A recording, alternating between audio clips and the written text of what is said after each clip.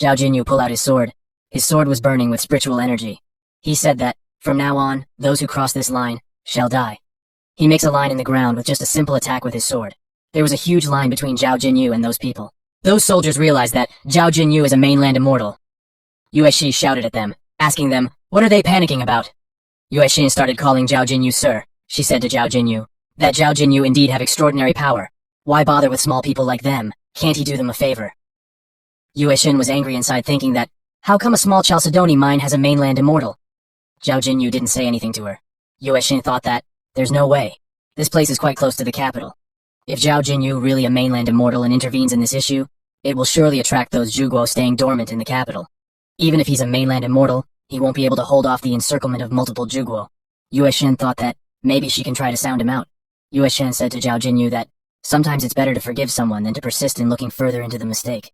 She said she believed he also don't wish to, while talking Yue Xin take a step, and she immediately retreat. She looks at that line which Zhao Jinyu made. With scared face, Yue Shi looks at Zhao Jinyu, and thought that, what's this lingering sword intent, just close to it makes her shudder. Zhao Jinyu is really a mainland immortal.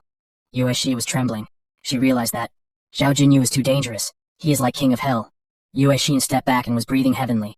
Zhao Jinyu asked her, is she going to fight or not? Yue Xin was too scared. Everyone was too shocked to see her like that. Yue Shi bowed down in front of Zhao Jinyu, and thanked him for not killing them. Zhao Jinyu let them go back. He realized that, his emotions are affecting him. He thought that, it wasn't without any benefits. If it comes to matters within the capital, the messier they are, the better. The next day, Yuanji comes back. Mu Luoshui was cursing someone. Yuanji asked her that. Did the young master go back? When Wenji saw Mu Luoshui cursing someone, she asked her what happened. Mu Luoshui told her that, yesterday's operation failed. Yuanji was shocked. She said there is no way. She asked Mu Luoshui that, wasn't the great general there? Mu Luoshui told her that based on what Yue Shen described, yesterday night, the southern barbarian had only a person with a sword, and he managed to defeat their clansmen and force them to retreat. Mu Luoshui said that, there's no doubt he's a mainland immortal. When Yuanji hears about mainland immortal, she was too scared. She said that, is there was a mainland immortal. Then does it mean their clansmen suffered heavy casualties? Mu Luoshui said no. Yuanji was confused. Mu Luoshui told Yuanji that, the other side didn't seem to have any intention of killing. Fortunately, the clansmen are all safe. Never did Mu Luoxu think in this life that the witch clan would actually have a mainland immortal. Mu Luoxu said that, it will be impossible for them to fight for this Chalcedony mine now. The manufacture of Dragon Gate will have to be delayed. Yuanji asked Mu Luoshui that, what should they do now? Mu Luoshui told Yuanji to report to the court. Mu Luoshui was very angry. She said that, since they can't have it, no one else can. Yuanji asked her that, reporting to the court, will it work? Mu Luoshui said to her that, it might not work out for others, but it's different for them. Yuanji left Zhou resident at night. That night, the Imperial Guards receive a secret report. Eunuch Eyes give a secret order that, there's another clan stealing ores in the Imperial family's hunting ground. If find anyone, kill them on the spot. However, that night, they couldn't find the presence of any foreign clan. Next day, Zhao Jinyu was lying on a chair beside a pill-making flance. Blue Sparrow comes flying. She told Zhao Jinyu that, it's not good. Zhao Jinyu told her to calm down. He said to her that, as an accomplished person, she must be as cool as a cucumber. Her cultivation is far from enough. Blue Sparrow sat down on that chair and asked Zhao Jinyu what is he doing. Zhao Jinyu asked her that, can't she see? He told her that, he is refining pills. Blue Sparrow was confused. She asked him why is he refining in this way. Zhao Jinyu told her that, deliberately doing something that will put you in danger is not good. Zhao Jinyu gets serious and said that, the pill is done. But said that, he think it failed. Blue Sparrow shouted at him. She asked him that, isn't that the 1,000-year-old mushroom that her father gave him? She told him that, wasting natural resources recklessly will lead him to be punished. Blue Sparrow was crying, saying that, it would have been so good if Zhao Jinyu gave her that 1,000-year-old mushroom to cultivate. To change the subject, Zhao Jinyu asked her that, why did she come? What's the problem? Blue Sparrow told him everything. Zhao Jinyu was too shocked after hearing that. His mine was raided by the Imperial Guards. Zhao Jinyu said to Blue Sparrow that, a mine that big vanished. Blue Sparrow was thinking taut. Zhao Jinyu just said one has to be as cool as a cucumber. He didn't seem all that sad when he burned that 1,000-year-old mushroom though. Zhao Jinyu thought that, it must be those northern barbarians.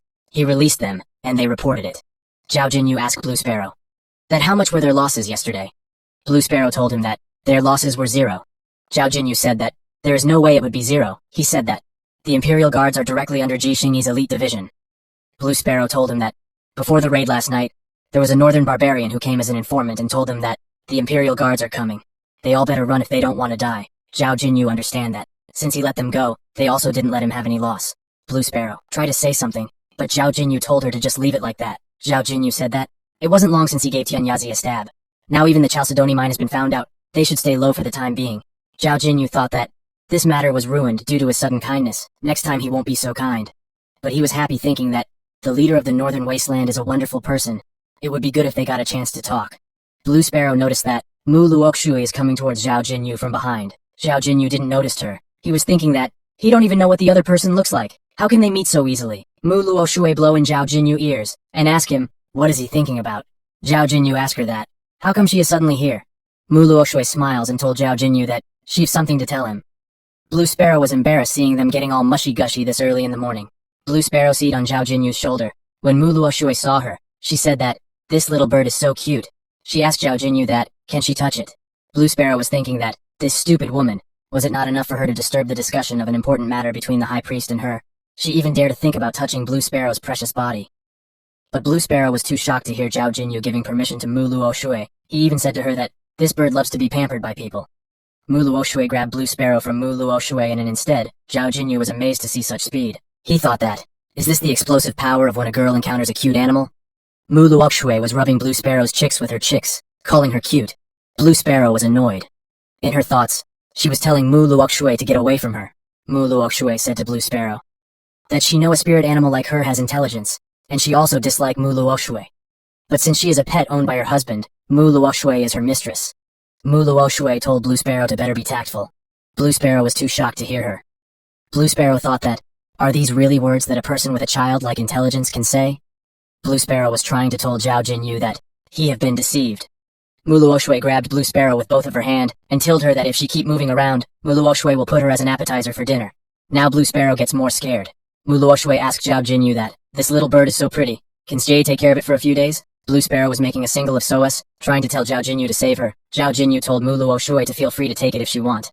Zhao Jinyu asked Mu Luoxue that what problem was she talking about. He told her that those protocol officers might not dare to annoy her anymore. Still, it is unavoidable that they will talk bad about him behind his back. Mu Luoxue told Zhao Jinyu that she've something for him. She called Yuan to come. Yuan comes with a knife in her hand. Yuan told Zhao Jinyu that this is a sachet made by the lady.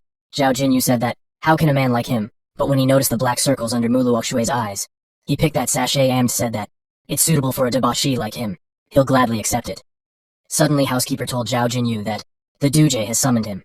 Zhao Jinyu said to Mu Luoxue that he'll get going first. Mu Luoxue said, okay. Blue Sparrow was calling Zhao Jinyu asking him to don't abandon her. Yuan asked Mu Luoxue that what is she going to do with that Blue Sparrow? Mu Luoxue told Yuan that this bird is a rare spirit animal. If it is adequately nurtured, it can assist us in the future. Blue Sparrow called Mu Luoxue evil woman. She don't want to be nurtured by Mu Luoxue. She was waiting until she escaped. She was going to reveal Mu Luoxue's true nature to Zhao Jinyu. On the other hand, Mu Luoxue was thinking that in this life, his dumb Taoist husband is very weak, so she had to leave some insurance for him. Yuan told Mu Luoxue to don't worry. She said that she will definitely feed the bird with the best fodder. On her back, Blue Sparrow was shouting at her that, who wants to eat fodder? She Aya a human, a freaking human. Mu Luoxue thought that. The second son of the Huang clan suddenly went crazy, and recently there's been no movement from the Huang clan. They might not come and frame her anymore. The protocol officers sent for surveillance, and those trial marriages maids have all been handled due to her dumb Taoist husband messing around. Even the chaplain, Tianyazi, also got injured by an unknown master. Except for the Chalcedony mine being robbed, everything is progressing smoothly. Mu Luoxue realized that recently, there have been no more threats, unless something that didn't occur in her previous life unexpectedly happened. Mu Luoxue was happy thinking that, how can there be so many accidents? She thought that she should not keep thinking about those groundless fears. At the same time, inside Zhao Chengwu's room, Zhao Jinyu was too shocked to find that the fifth prince left the mountain. Duke Zhao was too serious. He told Zhao Jinyu that the fifth prince should be arriving in the capital soon. Zhao Jinyu was surprised to hear that, and asked Duke, who is the fifth prince again? Did their clan owe him money? Duke covered his face and said to Zhao Jinyu that it's not a surprise that Zhao Jinyu didn't know him. Duke told Zhao Jinyu that the fifth prince used to train in seclusion at the Dwelling Star Mountain, without care for worldly affairs. Duke told Zhao Jinyu that he only have to know the fifth prince is well versed in astrology, numerology. Zhao Jinyu thought about a fake astrologer and said to Duke that aren't those Jianghu's tricksters? Duke told Zhao Jinyu that it would be good if it were that simple. The fifth prince is born with divine eyes that can see through people's luck. He's really skilled. Duke told Zhao Jinyu that his shameless act will be useless under fifth prince's eyes, and Zhao Jinyu's true nature that he have kept hidden will be exposed.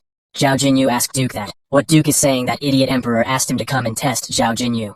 Duke told Zhao Jinyu that he have no idea why the fifth prince left the mountain, but 5th Prince will definitely come and test Zhao Jinyu out. The 5th Prince's divine eyes are far more useful than those spies.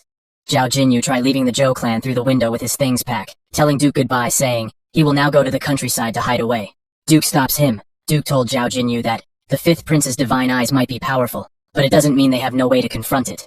Duke told Zhao Jinyu that he only have to go to the eastern suburbs Zhuantian Temple with Duke and ask for a person. Duke told Zhao Jinyu to bring his sword from the northern wilderness. Zhao Jinyu asked Duke that, aren't they just going to meet a person? Why should he bring the sword? Is there danger on the way there? Duke said that it's not like that. It's just that Duke understand that person quite well. Duke told Zhao Jinyu that Qing Pingzi is someone Duke Zhao have always wanted to cut in half, a real son of a bitch. Duke told Zhao Jinyu that it happened before Zhao Jinyu was born. That year, Duke led the soldiers to confront the Millennium Demon Kingdom. Duke told Qing Pingzi that, later, Duke will lead the soldiers and charge in. As for the rearward defense, Duke will leave it to Qing Pingzi. Qing Pingzi told Duke that it's not a problem. He told Duke to rest assured. Duke can leave the sister-in-law in his care. Duke gets angry at Qing Pingzi and pull out his sword and told Qing Pingzi that he must be punished according to the military law, but other soldiers stops Duke and told him to please calm down. Another day, Duke told Qing Pingzi that, currently, there's a lack of dependable experts in the camp. Duke will leave the mission of transporting military rations to Qing Pingzi. Qing Pingzi smiles and said to Duke that a mission as dangerous as this can only be done by Qing Pingzi. If Duke kneel down and beg him, he might consider doing it. Again, after beating him, Duke pulled out his sword and said to Qing Pingzi that he really deserved to be punished according to the military law. Duke told Zhao Jinyu that that's why Zhao Jinyu don't always have to be polite when asking someone for help. Some people are meant to be cut. Zhao Jinyu gave Duke a thumbs up and said that it's his first time knowing Duke have such a good temper, but to think that person is still alive. Duke told Zhao Jinyu to hurry up. He said that the 5th Prince also realizes the Divine Eye's weakness. If they keep delaying, they might beat them to it. On the other hand, 5th Prince reached at the place where Qing Pingzi was leaving. When 5th Prince looks at that temple, he saw a huge turtle and snake, Illusion coming. That place is Xuantian Temple. Qing Pingzi was seating on a chair. He was holding a liquor bottle. He said that, what kind of wind is blowing today? How did his poor temple deserve to have such an important guest visiting? Soldiers and the 5th Prince was standing in front of him. Qing Pingzi said that, this is quite extravagant. 5th Prince said to Qing Pingzi that he wishes to borrow the black tortoise diagram. Qing Pingzi said to the prince that the black tortoise diagram can block off the prince's divine eye. He asked the 5th Prince that, is the prince afraid that others might borrow it to evade the examination? Who is the 5th Prince watching out for? The Zhao clan.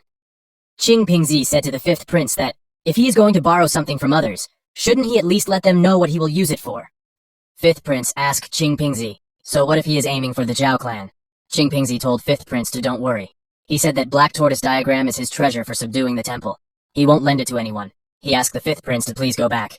5th Prince asked Qing Pingzi that, what if he insists on borrowing it? Qing Pingzi called 5th Prince by his name, which is Ji Ruan, and asked him that, although his skills have rusted, do 5th Prince really think he can deal with Qing Pingzi with just a few useless troops? Qing Pingzi told 5th Prince that, how about he ponder on his limit first? A soldier shouted at Qing Pingzi. 5th Prince stops that soldier and said to Qing Pingzi that he only brought a few people here because he wanted to amicably settle this matter. 5th Prince told Qing Pingzi that the Heavenly Thunder military totaled 2,000 men stand by at the bottom of the mountain. On the bottom of the mountain inside the carriage in which 5th Prince was traveling, a white-haired man was seating. He is the 5th Zhuguo, Bai Chuan. Ji Ruan told Qing Pingzi that the 5th Zhuguo, Bai Chuan, is also there. 5th Prince said to Qing Pingzi that he hoped Qing Pingzi will act sensibly. This is the last time 5th Prince will ask him, is he going to lend it to 5th Prince or not? Qing Pingzi was little surprised hearing that even Zhuguo has come. On the other side, Duke Zhao and Zhao Jinyu were coming there in their carriage with light speed. Qing Pingzi was too nervous thinking. He remembered a time when he was injured and Duke Zhao was carrying in. Duke was telling him that they will reach the military camp soon. He have to hold on. At that time, Qing Pingzi smiles and said to Duke that since Duke have begged him, then let Duke's son Zhao Wuji recognize Qing Pingzi as his godfather, and he'll stay alive. Duke Zhao asked Qing Pingzi that, should they be really discussing it now? But when Duke saw Qing Pingzi's condition, he told Qing Pingzi that he promised he will do it. 5th Prince asked him again, will he lend it to him or not? Qing Pingzi gets angry and told 5th Prince to fuck off. Qing Pingzi shouted that he won't lend it.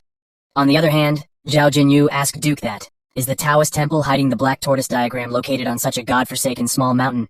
Duke told him that the mountain doesn't have to be high. It will be famous as long as there's an immortal dwelling in it. Zhao Jinyu make fun of him saying, an old ignorant person is showing off his knowledge now. Suddenly Duke noticed a bird flying towards them.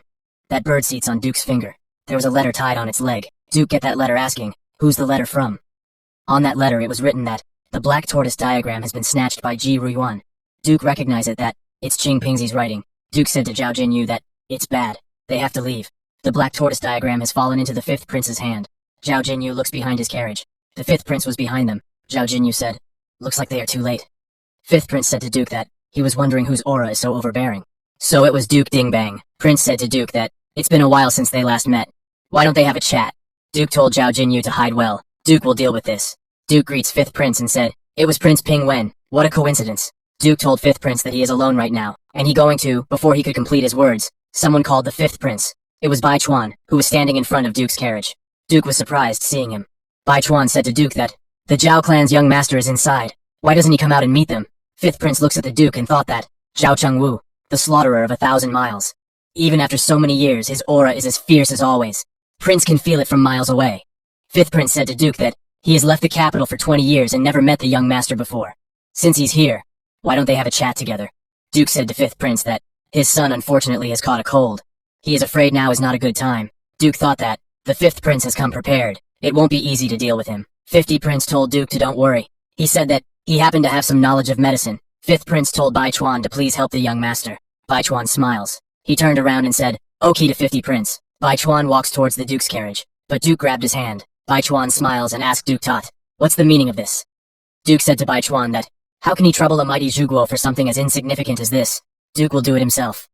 Bai Chuan smiles, and told Duke to please don't let the prince wait for too long. Duke goes inside the carriage and said to Zhao Jinyu that, he can't hold them off anymore.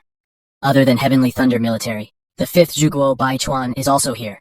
Zhao Jinyu asked Duke, that should they attack them, the fifth prince and Heavenly Thunder military will meet their death within an incense stick of time.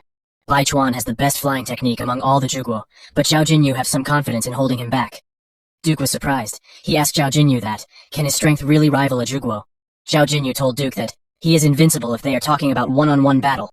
Duke told Zhao Jinyu that, now is not the time to be bluffing. He told Zhao Jinyu to run immediately if the situation turns sour. Don't bother with anything else. Duke will deal with them. Zhao Jinyu said, okay, he'll keep it in mind. Zhao Jinyu looks at his sword, and said thank God he brought it. When both of them comes out of the carriage, Duke was grabbing Zhao Jinyu's ears. Zhao Jinyu shouted Tot, why the heck should he be the one to go out and meet him? Why doesn't he come and meet Zhao Jinyu instead? Duke said to Zhao Jinyu that, the person who wants to meet him is a prince. Duke told Zhao Jinyu follow him quickly. Both of them were acting. When Zhao Jinyu saw Bai Chuan, he called Duke old man and said to him that, why didn't he tell him there was such beauty here? He would have come down immediately. Zhao Jinyu goes to Bai Chuan calling him beauty. He started asking him what's his name, is he married? Bai Chuan said that, he heard that the son of Duke Zhao is a ridiculous person. From the way Zhao Jinyu act, he guessed the rumors are true. When the fifth prince looked at them, he thought that, Bai Chuan and Zhao Chengwu's auras are too strong. He can't see properly from this distance. Fifth prince asked Zhao Jinyu to please come here. Let him diagnose his cold. Zhao Jinyu looks at Duke. Duke told him to go. Zhao Jinyu said, where did this prince come from? Zhao Jinyu asked fifth prince. That what is he barking about? Can't he see Zhao Jinyu is busy? Do we know who he is? Both of them look at each other. Zhao Jinyu thought that, if fifth prince really saw something, the moment his expression changed, Zhao Jinyu will kill him off. Bai Chuan was bored, but suddenly he felt the killing intent. He goes in between fifth prince and Zhao Jinyu. He told Ji Ruiyuan to be careful. Fifth prince told Bai Chuan that, there's no need. Fifth prince said to Duke, Ding Bang Tot, there's no major problem with Zhao Jinyu. He only has to rest for a few days and take care of his body. In addition, a good sword should match a hero. While leaving, fifth prince told Duke that, Zhao Jinyu's sword, it's better for Duke Zhao to take it back to use. Zhao Jinyu gets angry asking him, what did he mean? When they left, Zhao Jinyu asked Duke that, does this mean fifth prince didn't see through him? Zhao Jinyu smiles and said to Duke, that the fifth prince's eyes are not as good as he think. Or again is it because Zhao Jinyu's aura is mediocre? Duke said to Zhao Jinyu Tot, with Zhao Jinyu's cultivation level, there's no way his aura will be mediocre. He said that it feels weird, maybe 50 prince saw through Zhao Jinyu, but didn't dare to say it out loud. Zhao Jinyu thought that there is no way. Zhao Jinyu kept looking at fifth prince's face just now, but there were no changes. Duke told Zhao Jinyu to be more careful for the time being. Zhao Jinyu touched his chest. Im saw that sachet that Muluo Shui gave him. He thought that, didn't this sachet get hot just now? Suddenly Duke shouted at Zhao Jinyu, asking that, what is he spacing out for? Duke will leave without him if he don't hurry. Zhao Jinyu said, yeah, I'm coming. On the other hand, Yuan Ji was feeding Blue Sparrow some insects. Yuan Ji asked Mu Luo Shui that, the great general had previously brought her many treasures, but why did she use them all to refine the Heavenly Secrets talisman? She even gave it to the young master. Because of that, she can only use the leftovers to cultivate. Is it worthwhile? Blue Sparrow was not eating those insects. Mu Luo Shui told Yuan Ji to wait until she have someone she love, then she will understand. Mu Luo Shui smiles while drinking her tea and said to Yuan Ji that, It doesn't matter whether it's worthwhile or not, if it's for someone you love dearly. Blue Sparrow was chose seeing those insects. In the past, in a snowing mountain, in front of a house a man was seating outside. Bai Chuan was there in his original form. He thought that, are they here to become disciples again? Humans are always the same. They always came rushing in for imaginary power. He was walking, seeing many soldiers' dead body. He thought that, they're even willing to go as far as killing each other. Having them stubbornly stay here is also troublesome. The fifth prince was seating in the snow. His body was covered in snow. Bai Chuan said to fifth prince to just return. He told him that old fortune teller inside has never accepted any disciple before. Ji Ruyuan thanked Bai Chuan for information and told him that he can just ignore him. Bai Chuan asked him that, do he long for the ability to observe fate? She asked fifth prince that, what will he do once he obtain it? Is it for power, status, organ? Is it women? Fifth prince said something to him. Bai Chuan could not understand what he said, and goes near his face asking him, what did you say? But when Bai Chuan saw fifth prince's condition, he was too shocked. 50 prince's face was covered in snow. There was ice all over his face. Fifth prince said that, it is for people under heaven. That was just a dream of Bai Chuan. He wakes up and while rubbing his eyes, he asked the fifth prince that, how long did he sleep? Fifth prince was reading a book. He told him that he was sleeping for around 2 hours. He told him that there's still some time before they arrive in the capital. He can sleep more. Bai Chuan asked him about Zhao Jinyu. Is there really no problem with him? Ji Ruyuan told Bai Chuan that Zhao Jinyu's aura is very mediocre. It's a good thing. At first, fifth prince thought Zhao Jinyu might be that calamity. Bai Chuan said, is that so? He thought that moment of killing intent gave him palpitations.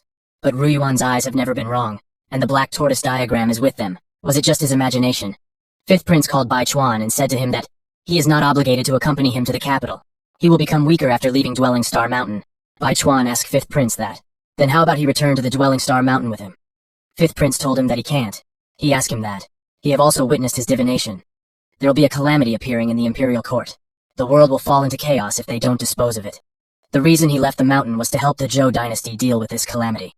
Bai Chuan asked him that. Didn't his master also give a reading on his fate? He will die on this trip. Before fifth prince could say anything, Bai Chuan told him that, it's fine. He asked him to wake him up once they've reached the capital. Ji Ruyuan has nothing to say to him.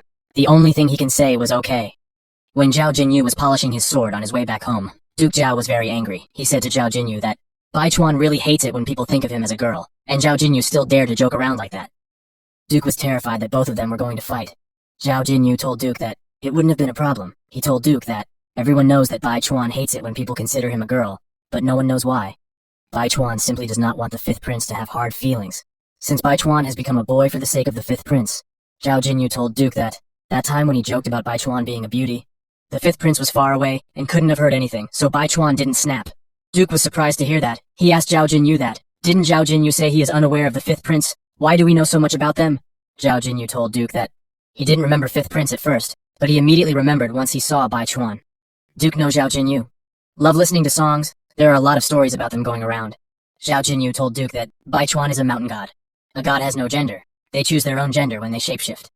At first, Bai Chuan wanted to be a girl, but in the end, he decided to be a boy. Duke asked him why Bai Chuan decided to be a boy.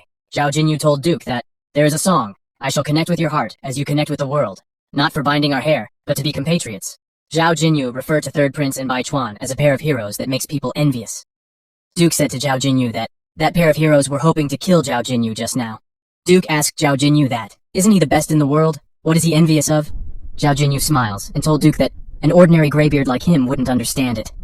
Zhao Jinyu looks at his sword and thought that it's just that everyone has a different standpoint. There's no right or wrong. And the strength of a single person in front of the torrent of time is nothing but insignificant. The so-called best in the world is nothing but a tiny claw amidst the decaying grass in this chaotic world. In the age of chaos, everyone has no choice but to hold on to their precious things. Some do it for the empire, some do it for their emperor. As for Zhao Jinyu, all he wants is to protect the things around him. In this life, he is never going to have regrets anymore. And to ensure that, he is willing to do anything. While the Zhao clan's father and son duo are still outside. On the other side, Imperial Consort's brother has become an idiot. He was behaving like an idiot. When his father, Minister Huang, saw him doing things like idiot, he was worried thinking that it's been half a month. Just who did this to his son? Suddenly, some kind of strong smell started glowing around him. Minister Huang covered his nose because he knows that there's something wrong with this smell.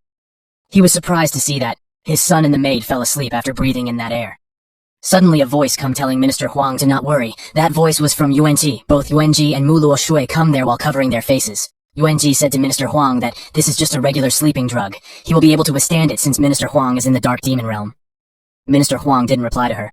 Yuanji asked Minister Huang, is he willing to make a trade with her master? When Minister Huang looked at them, he smiles. He get on his knees and said, this officer greets the third princess, Mu Luoshui. Both Mu Luoshui and Yuanji were surprised. Mu Luoshui asked him, how did he know it's her? Minister Huang told Mu Luoshui that a few years ago, when he first met Mu Luoshui, he already felt that she might not be a mindless idiot. Moreover, not long ago, he happened to mention Her Highness in front of his daughter, the Imperial Consort, and she began trembling in fear. Mu Luoshui asked Minister Huang that. She covered her face and remained silent.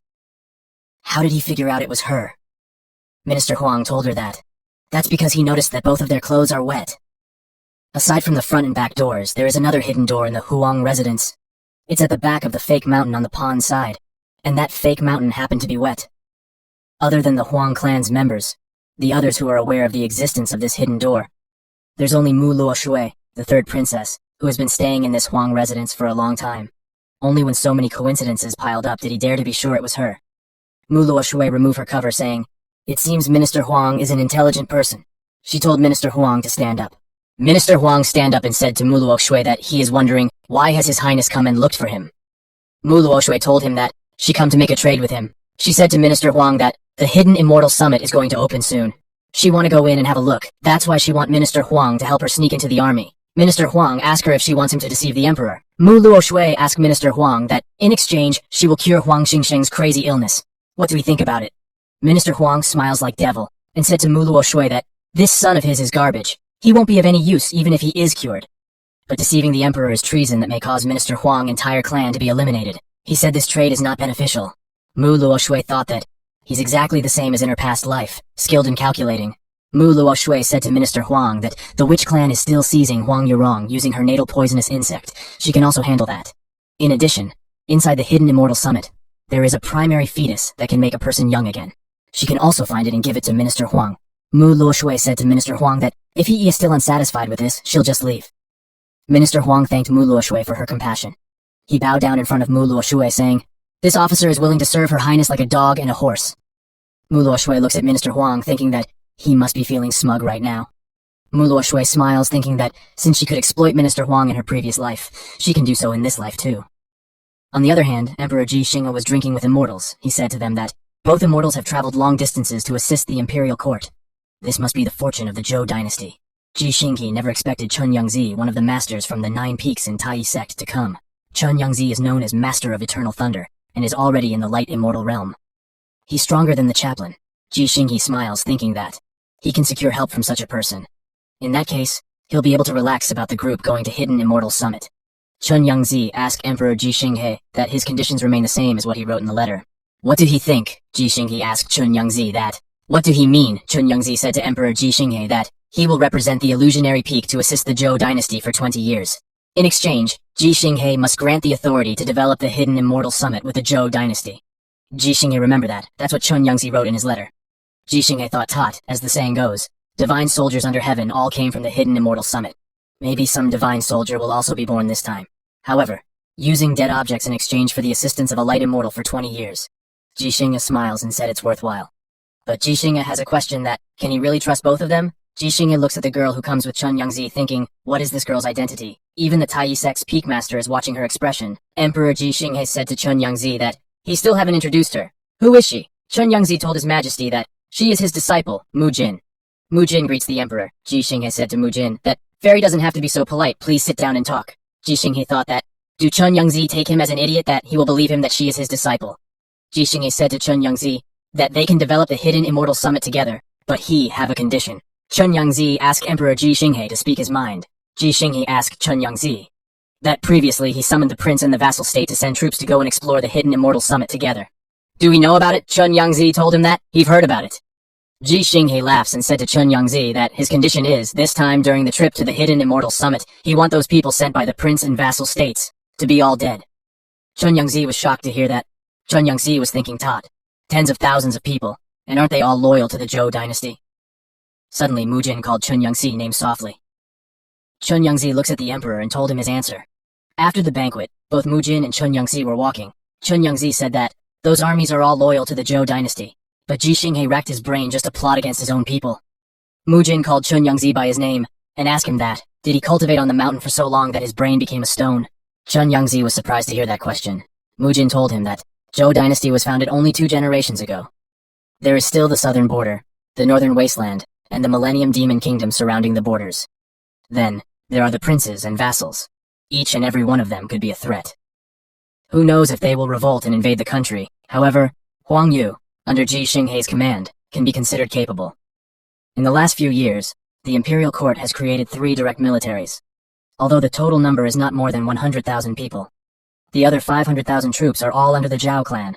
Chun Yangzi asked Mu Jin that, why don't Zhao clan just take over the emperor's seat? Mu Jin told Chun Yangzi that the Zhou dynasty still had 9 Zhuguo supporting it. Every one of them is a one-man army. Normally, the Zhuguo will not obey the imperial order. Still, if the Zhao clan is really rebelling, those Zhuguo will definitely intervene. Mu Jin said that, this time, the start of the Hidden Immortal Summit is Ji Xinghei's best chance to reduce the internal threat. Chun Yangzi said that, it's so boring. Does everyone in the imperial household enjoy doing things in a roundabout way? Mu Jin smiles and asks Chun Yangzi, that isn't this quite good? Isn't this great? Otherwise, how will they capitalize on the opportunity? Mu Jin smiles, thinking that Ji Xinghei has yet to learn what the actual value of Hidden Immortal Summit is, as well as her beloved Master Sword King. Mu Jin has been waiting for him in the Taiyi sect for 3 years. Why haven't he arrived yet? Mu Jin was blushing like a fangirl, thinking that, since Master Sword King is not coming, Mu Jin will go and find him. In this life, he should be able to pay attention to Mu Jin. Sometime later, in Zhao resident, Mu Luoxue asked Yuanji, are they still not back yet? Yuanji told Mu Luoxue that Duke Zhao's usual carriage has yet to return to the residence. Mu Luoxue said, that's good. It saves her from having to explain where she went. Mu Luoxue said that the blue sparrow hasn't eaten anything all day. She told Yuanji to bring something for it to eat. Yuanji said okay, and when she looks at the blue sparrow's cage, she saw that blue sparrow is not in his cage. Both Mu Luoxue and Mu Jin were too shocked to see the empty cage. Yuanji asked Mu Luoxue that, young master's bird is gone. What should they do now? Mu Luoxue was too confused. She shouted at Yuanji that, what else can they do? They should quickly search for it. Zhao Jinyu finally reached home. He was too tired.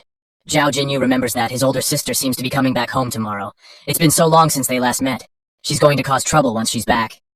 Zhao Jinyu suddenly remembers that. She doesn't know that Zhao Jinyu is engaged. Zhao Jinyu noticed something. It was Blue Sparrow. Blue Sparrow sit on Zhao Jinyu's shoulder. Zhao Jinyu asked Blue Sparrow, why did she come back? Blue Sparrow was very angry. She said to Zhao Jinyu that she think he need to clarify something. She is a human, not a bird. Zhao Jinyu looks at her and asks her that. It has been a while since you've seen her. How did her cultivation rise so much? Blue Sparrow. Remember that, how UNG was feeding her some spiritual pills forcefully. Although Blue Sparrow don't want to admit it, those weird pills seem quite useful. Blue Sparrow said to Zhao Jinyu that, of course, it is because she is talented. Blue Sparrow told Zhao Jinyu that Mu Luoxue is deceiving him. Don't he care at all? Zhao Jinyu thought that Blue Sparrow was talking about how Mu Luoxue and UNG were trying to catch Blue Sparrow again in courtyard. He asked her if Blue Sparrow was talking about that. Blue Sparrow said, that's right, it's about that matter. Zhao Jinyu told Blue Sparrow to don't worry about it. Doesn't it look fun? Blue Sparrow was thinking that just as she guessed. Zhao Jinyu is well aware that that woman is not simple, as expected of the high priest. But the next day, Mu Luoxue dyed a crow in blue color and gave it to Zhao Jinyu, saying it's Blue Sparrow. When Zhao Jinyu asked her about it, she started acting like a dumb right away. But later on, she told him the truth. Next day, Mu Jin and Chun Yangzi were in an inn. Chun Yangzi said to Mu Jin that, this capital sure is prosperous. However, the liquor here is far inferior to that of the Taiyi sect. But Mu Jin didn't reply to him. She was looking outside the window. Mu Jin was looking at Zhao residence. Chun Yangzi said to Mu Jin that he have accompanied her for half a day. He is fine staying with her while she wait for someone, but she cannot just leave him here talking to himself. Mu Jin said to Chun Yangzi that she did not request him to accompany her. He may leave if he is unable to wait any longer. But suddenly she stopped talking. When she saw Duke Zhao and Zhao Jinyu coming out of their residence, Mu Jin started blushing. Heart appear in her eyes as she saw her master sword, King Zhao Jinyu. In Mu Jin's point of view, Zhao Jinyu looks like some king of prince from a romantic novel. She was too happy because she finally met him again. But suddenly, she saw that a woman is standing beside Zhao Jinyu, and that woman is Mu Luoxue. Mu Jin face turned from a fangirl to killer girl. Instead, Mu Jin called Mu Luoxue bitch. Mu Jin said that, this Mu Luoxue bitch dare to approach the Sword King, she'll kill her. Chun Yangzi get Mu Jin's drink and ask her that, if she is not going to drink her, then he'll help her drink it. But Mu Jin's all the attention was on Zhao Jinyu and Mu Luoxue. Mu Jin stand up and throw the table saying she is going to kill Mu Luoxue. Chun Yangzi was surprised, thinking, why is she reacting like that? He just wanted to drink one more cup. Mu Jin calmed herself, because she knows that, she have to calm down. Mu Jin left from there. Chun Youngzi told her to wait for him. He asked her where is she going. Mu Jin is unsure why Mu Luo Shui is here, but she need to figure something out quickly. From the ground, Zhao Jinyu looks at that inn, because just now, he felt a familiar aura. Zhao Jinyu's older sister, Rushuang, come back from the border. Duke Zhao asks her if she is tired. He'll ask someone to draw hot water for her. Rushuang told Duke that she is not in a rush. Rushuang turned around and asked Zhao Jinyu that, why is he getting married so soon? Zhao Jinyu laughs and asks her, is she jealous? Rushuang looks at him angrily. She looks at Mu Luo Shui and said that she've heard some rumors about the third princess. Rushuang goes to Zhao Jinyu and silently said to him that if he believed this marriage to the imperial household has wronged him, they can do something about it. Zhao Jinyu grabbed Mu Luo Shui's hand and asked Rushuang, what is she talking about? He said that a debauchee matched with an idiot. Isn't this a perfect combination? Rushuang looks at Zhao Jinyu thinking, is this still my little brother? She remembers that previously Zhao Jinyu acts like women will only affect his speed of drawing out sword. Rushuang even thought that Zhao Jinyu might be interested in boys instead. Rushuang grabbed Zhao Jinyu's clothes, saying, she have remembered something. Before Zhao Jinyu could say anything, she dragged him away. Rushuang asked Mu Luo Shui to let her borrow his brother for a minute. Mu Luo Shui was confused about what is happening. Rushuang asked Zhao Jinyu to return her money. Zhao Jinyu tried to play dumb, asking her what money. Rushuang told him to don't act dumb. She was talking about military spending. Zhao Jinyu have secretly made so many pills that can increase cultivation. He even burned many treasures on purpose to deceive others. Rushuang asked Zhao Jinyu that, do we know how many pills she helped Zhao Jinyu sell while she was at the border? She didn't even take one for herself. Zhao Jinyu asked her how much does she want. Zhao Jinyu showed Zhao Jinyu her 5 fingers saying this much. Zhao Jinyu said 5 taels. Sure, he can give that much.